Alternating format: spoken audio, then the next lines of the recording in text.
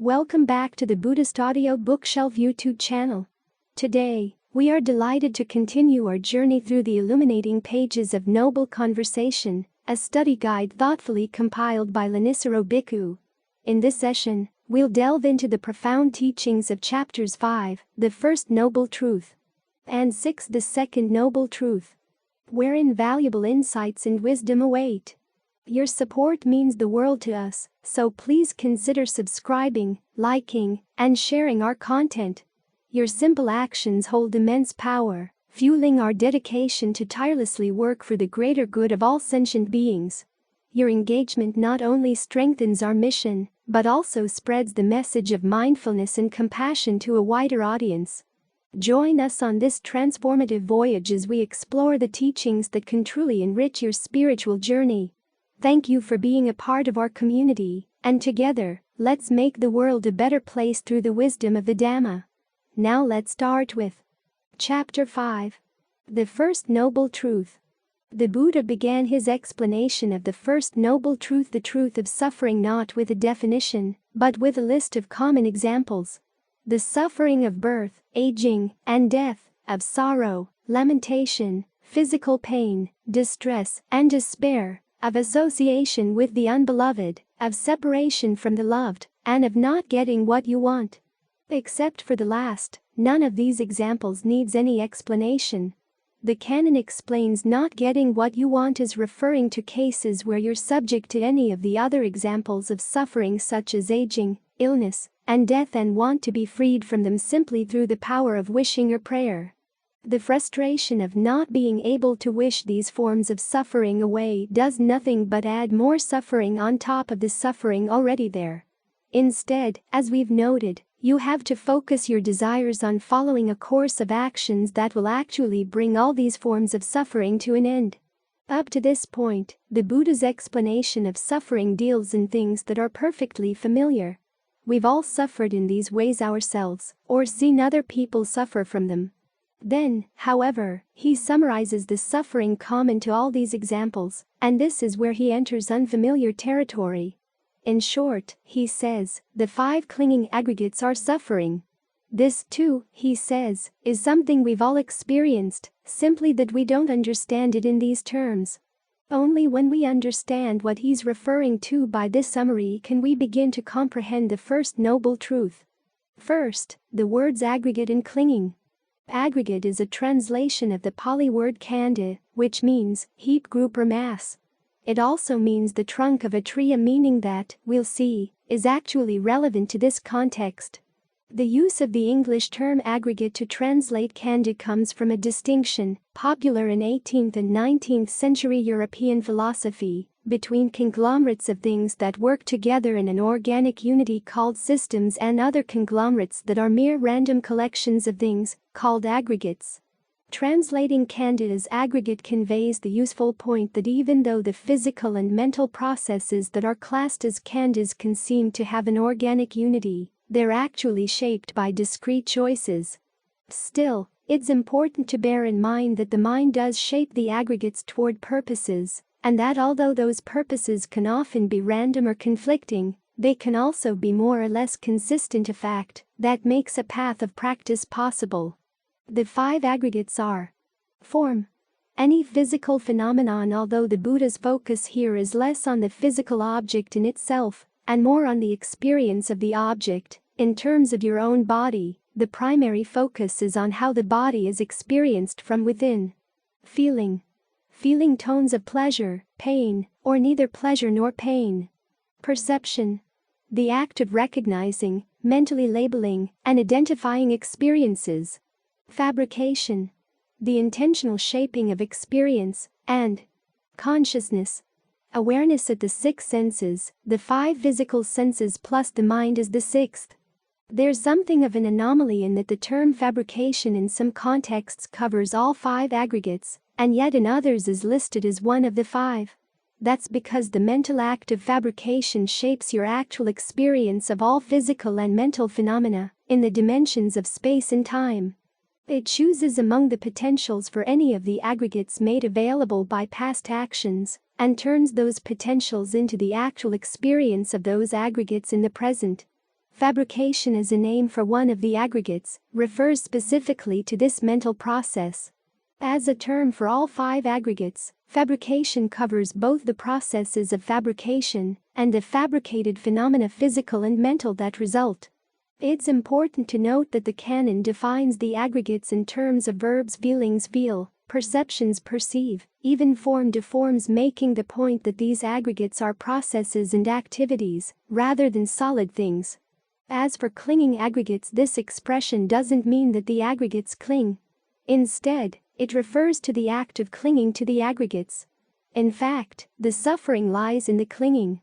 The experience of the aggregates on their own, without clinging, may involve some stress, in that the aggregates continually change in dependence on conditions, but if there's no clinging, that stress doesn't weigh down the mind.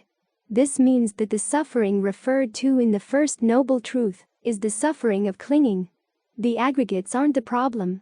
The clinging is. Still, to understand clinging, you need to get a sense of what it clings to. The question often arises: why did the Buddha choose to divide physical and mental experience into the categories of these 5 aggregates? Couldn't he have divided it up in other ways? The canon doesn't give an answer to this question, but it's worth noting that each of the aggregates is associated with the act of feeding. In the Buddha's analysis, the act of feeding is something that all beings have in common. In fact, that's how we define ourselves as beings. By latching on to these 5 activities as we feed. When you feed either physically or emotionally, all 5 of these aggregates are involved. A sense of form. When you eat physical food, form refers both to the form of the body that needs to be nourished and that will be used to look for food, as well as to the physical objects that will be used as food. When you feed on your imagination, form applies to whatever form you assume for yourself in the imagination, and to the imaginary forms from which you take pleasure. Feeling. You start with the painful feeling of physical or mental hunger that drives you to look for food, then there comes the pleasant feeling of satisfaction when you've found something to eat, followed by the added pleasure that comes when you actually eat it and assuage your hunger. Perception. You use perceptions to identify the type of hunger you feel, and to identify which of the things in your world of experience will satisfy that hunger. Perception also plays a role in identifying what is and isn't food. This, in fact, is one of our most basic perceptions. When children crawling across the floor encounter something new, they put it in their mouths to determine whether to perceive it as food or not. Fabrication. In the context of feeding, this covers the ways you contemplate and evaluate strategies for finding food, for taking possession of it when you find it, and for fixing it if it's not edible in its raw state. Consciousness is the act of being aware of all these activities. This shows that even though the term aggregate may not be familiar, it refers to activities that are not only very familiar to all beings, but also intimately connected to your sense of who you are. We are how we eat. When we use these activities to feed, they acquire positive associations in our minds. But in the First Noble Truth, the Buddha tells us that the act of clinging to them is suffering. This is the first point where his analysis of suffering goes against the grain. As for the Pali word for clinging, apadana, that means a. sustenance and b. the act of taking sustenance, as when a tree takes sustenance from soil, or a fire from its fuel. The same meaning applies to the mind. This is where the interpretation of Kanda as the trunk of a tree is relevant. We feed off the aggregates in the same way that a fire feeds off the trunk of a tree as it burns. The implication here is that suffering comes from a double level of feeding. Feeding emotionally off the activities that go into the act of feeding to ease our physical and emotional hunger. This is a second point that goes against the grain. Ordinarily, we enjoy clinging not only to our food, but also to the act of clinging itself. To accept the Buddha's analysis of suffering in the First Noble Truth, we have to develop some dispassion for the things to which we cling, and for the act of clinging itself. This makes the First Noble Truth difficult to accept, but it's also what makes it noble. It teaches us to step back and raise ourselves above our hungers. We work toward this dispassion by following the duty that corresponds to this truth. Instead of running away from suffering or trying to push it away, We patiently observe it with the purpose of comprehending it. We need to see for ourselves how this suffering is not the mere fact of physical pain or stress. It's actually identical with the act of clinging. Full comprehension comes when we understand clinging to the point where we have no more passion, aversion, or delusion around it. A first step in comprehending clinging is to identify its various types. The Buddha lists 4. Sensuality clinging. Passion and desire to find pleasure in fantasizing about and planning sensual pleasures. View clinging. Passion and desire for views about how the world is structured and how it works. Habit and practice clinging. Passion and desire for ideas that tell you how you should act in the world. Doctrine of self-clinging. Passion and desire for ways of defining who or what you are. This list may sound arbitrary and abstract until you realize that the Buddha, again, is talking about some very basic functions of the mind. Sensuality clinging deals with what you want in terms of sensuality. View clinging is concerned with your ideas about what the world is and how it works. Habit and practice clinging covers your ideas of how you have to act in the world to get what you want. It's focused on your ideas of what you should do. And doctrine of self-clinging relates to your sense of yourself as 1. An agent, capable of controlling events in an attempt to negotiate between what should be done, based on the way the world works, and the wants of 2. The consumer who will find happiness when those wants are satisfied. Both of these senses of self are overseen by the self as 3. A commentator, who judges the actions of the agent to see if they satisfy the consumer, and to decide if the consumer should raise or lower its standards for satisfaction. These 3 functions of the self are your basic set of strategies for finding happiness. The first 3 types of clinging define the arena in which your self acts and searches for happiness. The balance of power among the 3 types will vary from person to person, and even within a particular person from moment to moment.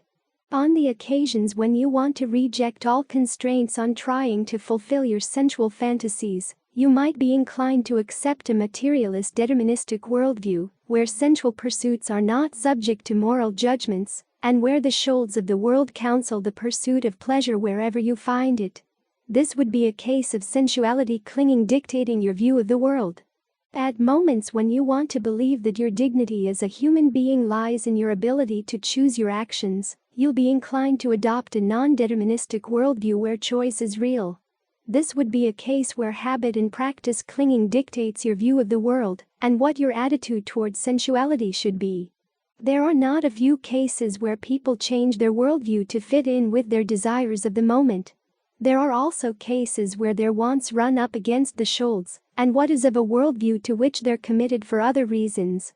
Modern psychology has detailed the suffering that comes from precisely this sort of internal conflict, one that's not limited only to those suffering from severe mental illness.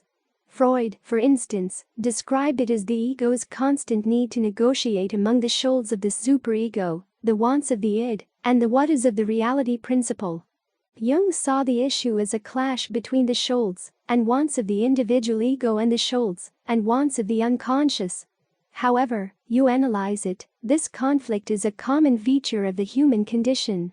However, even though the first 3 types of clinging define the arena in which the self functions, the Buddha identified doctrine of self-clinging as the most basic type of clinging of all.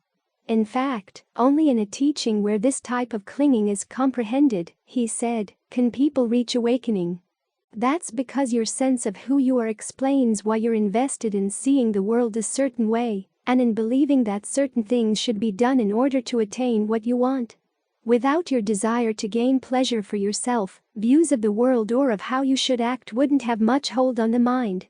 This may be why, of all the different forms of clinging, doctrine of self-clinging is the one on which the Buddha focused the most attention when explaining how clinging gets fixated on the 5 aggregates. According to him, you can identify the self either as identical with any of the aggregates, as possessing any of the aggregates, as containing any of the aggregates, or as existing within any of the aggregates. For example, you might identify yourself as your body, or as the owner of your thoughts, or as an infinite consciousness containing all 5 aggregates, or a little person inside the body, making use of its senses. These 4 possibilities multiplied by 5 aggregates give 20 possible self-identity views to which you might cling. So it follows that doctrine of self-clinging is the most important type of clinging to comprehend. And if we look carefully at the 3 roles of the self, we can see most clearly why clinging is suffering. The self is consumer, even though it enjoys feeding, is constantly hungry. As the Buddha said, even if it rained gold coins, that wouldn't be enough to satisfy one person's sensual desires. This means that the self as agent has to be constantly at work negotiating among wants and shoulds, trying to gain a measure of control over the way things are all, in order to assuage the hunger of the consumer, with the self as commentator never giving it a moment's rest. However, you can't uproot your sense of self without also uprooting the other types of clinging as well. Given that the self is what negotiates the world and tries to figure out how to act to gain pleasure, its identity is strongly linked to its range of strategies and skills for finding what it wants. These, in turn, rely on how it sees what is and what should be done. You see this connection most clearly when you move into a different culture or when your own society undergoes radical change. The world is no longer what it used to be, the skills that used to get results come up empty-handed, and your very identity gets called into question. To survive, you need to construct a new self around new skills for negotiating the new arena in which you act. So, given that the roots of the self are entangled in its desires, its worldviews, and its ideas of what should be done if you want to put an end to suffering, you not only have to uproot your sense, or senses, of self. You also have to uproot the other 3 types of clinging.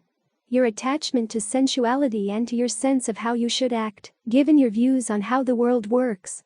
These facts about suffering define the strategy of the remaining 3 noble truths. Suffering can't be ended until you abandon the desires that lead to clinging. This is the message of the second truth on the origination of suffering. But those desires won't go away simply by wishing for them to go. A first step in abandoning them requires developing an alternative set of desires, with a new sense of who you are, of how the world works, and of how you should act in response to these new views. In other words, you need to use desire and clinging in the quest to end desire and clinging. That's the strategy of the 4th noble truth, the path to the end of suffering. Once the path has done its work, you can abandon it, too. When the mind is totally free of desire and clinging, it can realize the 3rd noble truth. Suffering's end. Chapter 6. The second noble truth. The second noble truth is called the truth of the origination of suffering. The term, origination samudaya, means cause and a particular kind of cause at that. A cause coming from events in the mind. This is the main message of this truth. The cause of suffering lies inside. You suffer, not from what comes into the mind, but from what comes out of it. Things outside society, the climate might be atrocious, but they're not the real cause of your suffering. If they were, then in the quest to put an end to suffering, you'd have to make the world a perfect place. But the world resists being made perfect. As we noted in Chapter 4, even the highest heavens are impermanent and imperfect. Suffering could never cease. But because the cause of suffering lies within the mind, and because the mind can be trained to be perfect in completing the duties of the 4 noble truths, the end of suffering is possible. When you can train the mind to abandon the causes of suffering coming from inside, nothing in any world of experience can make you suffer in any way. The Buddha identifies the origination of suffering as any craving that leads to further becoming, accompanied by passion and delight, delighting now here, now there. Let's look at what these words mean. The Pali word for craving, tagga, also means thirst. Just as suffering is a form of mental feeding, the cause of suffering is a form of mental thirst. Further becoming is best understood by first getting an idea of the types of craving that lead there. All in all, there are 3. Craving for sensuality, craving for becoming, and craving for non-becoming. Craving for sensuality.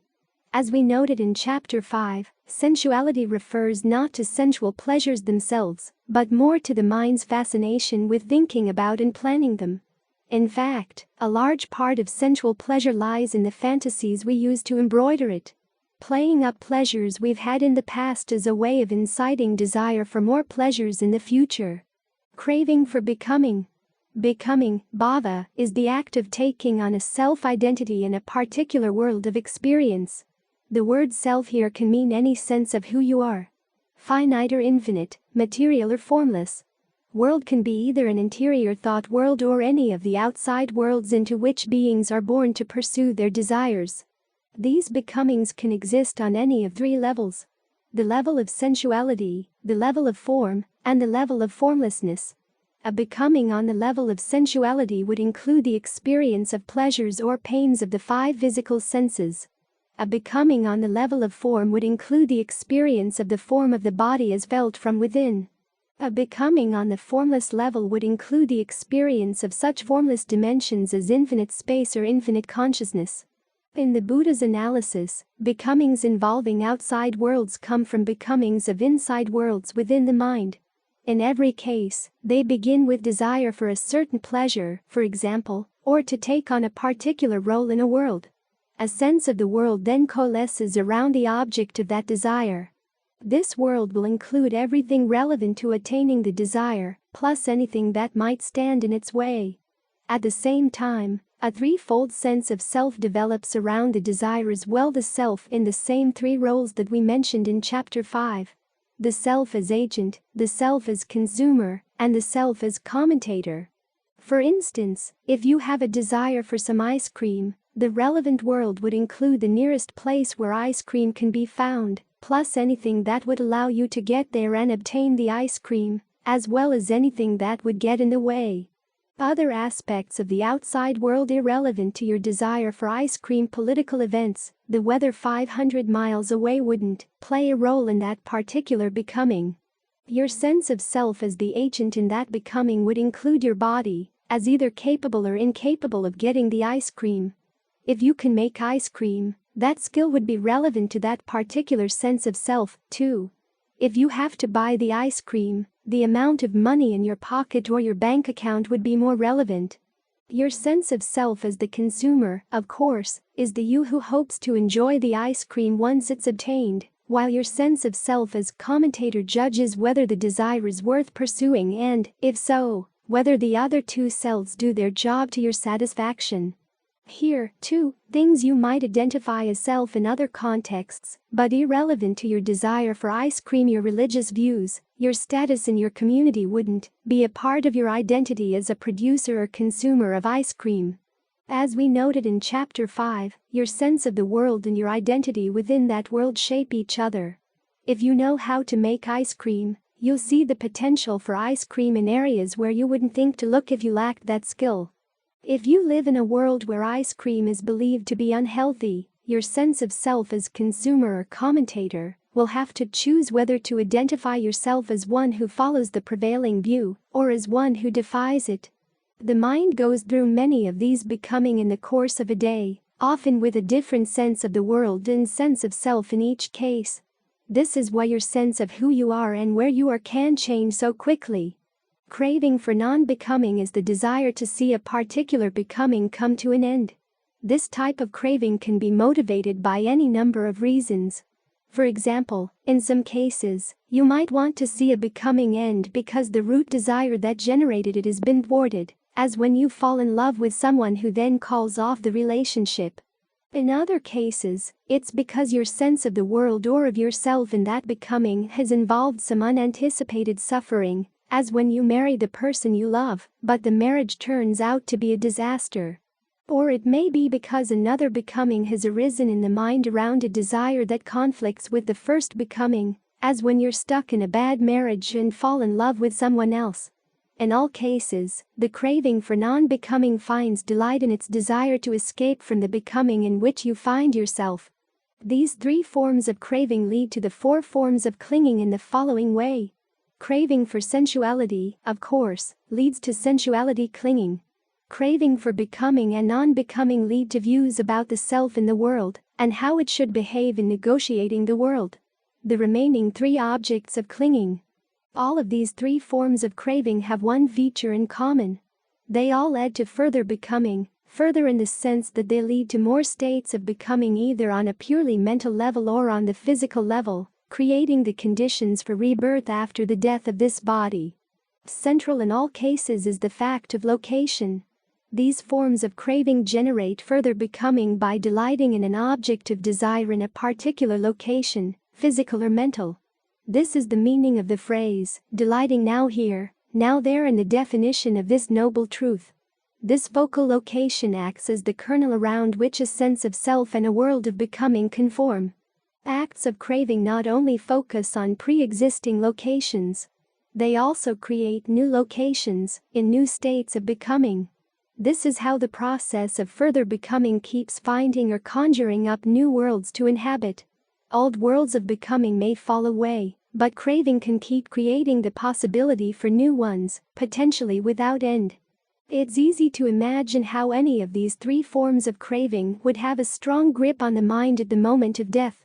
For example, when your identity in this world is threatened, along with all the pleasures you've been able to find here, there will be a fierce craving to continue becoming, to be somebody somewhere, anywhere, and to focus on the sensual pleasures you miss most dearly. If your mind hasn't been trained, and you've been undergoing great pain leading up to death, you'll see the prospect of new sensual pleasures as your only escape. Alternatively, the pain of dying could easily make you crave annihilation, in which case you would see total non-existence, devoid of any feeling or consciousness, as the only escape from the sufferings of life. However, none of these forms of craving actually lead to escape from suffering. Instead, they're precisely the causes of suffering, which is why they should be abandoned. That's the duty appropriate to this noble truth. What the Buddha doesn't mention in his first talk, but what he does indicate elsewhere in the canon, is that each of the three forms of craving presents strategic challenges if you want to abandon it. The challenge posed by craving for sensuality lies in the fact that we ordinarily see sensual pleasure as our only alternative to pain, SN 36:6. This means that any effort to abandon sensuality will require a two-pronged approach.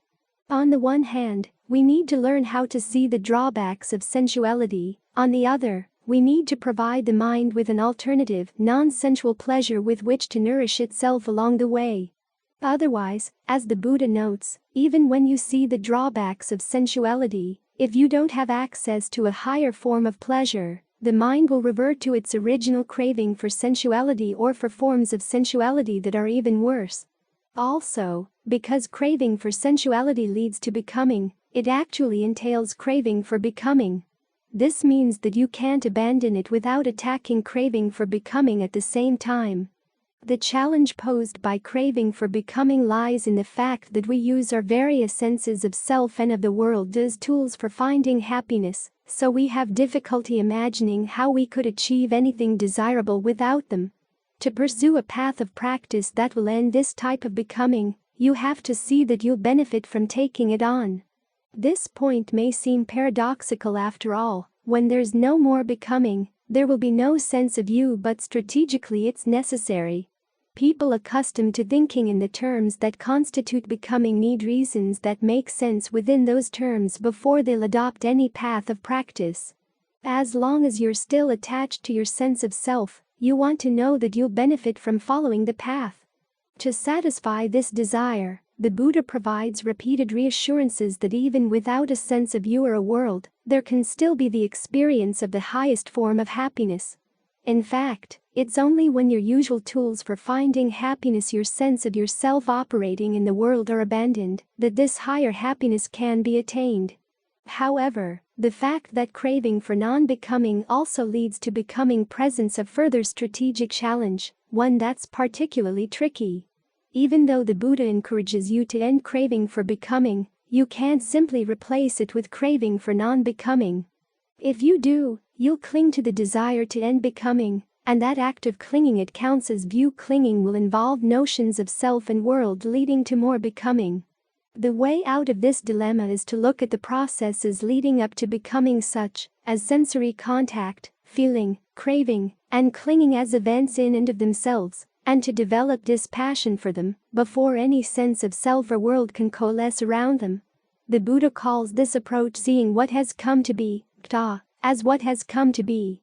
In other words, you see the processes that come to be as having resulted from a series of events acting as causes. If you develop dispassion for the events, the causes will cease, and whatever has come into being based on those causes will cease as well. In practice, this means that you can't focus directly on becoming, and you can't even think in terms of self or world at that stage of the meditation. Instead, you have to focus on the process of events that would lead up to those concepts, simply as events in a causal chain, with no thought of where they're happening or who they're happening to. They're just events as events. This may sound fairly abstract, but the Buddha is actually asking you to look directly at events immediately present to your awareness, on a level of intimacy that lies closer to your awareness than even your sense of self in the world. As these causes for new becomings disband through dispassion, no new becomings can form. At the same time, any becomings already existing will be allowed to cease as their causes run out. This is the only way in which becoming, and its attendant suffering, can be totally brought to an end. So just as the first noble truth presents some strategic challenges for the path to the end of suffering, so does the second. Any path that will lead to the end of suffering has to lead also to the end of becoming. This means it has to focus on discerning chains of events in the mind before those events can coalesce into becomings, and, at the same time that you discern them, inducing dispassion for them. The act of developing this dispassion is what abandons craving, but it starts by focusing not on craving itself, but on the locations where craving arises and settles in. In other words, you learn to see that the things in which craving delights are not really worth craving after all. The canon describes these locations as whatever seems endearing and alluring in terms of the world. You develop dispassion for them by analyzing them into discrete events related to the processes of experience at the six senses. For instance, suppose that you crave a certain person.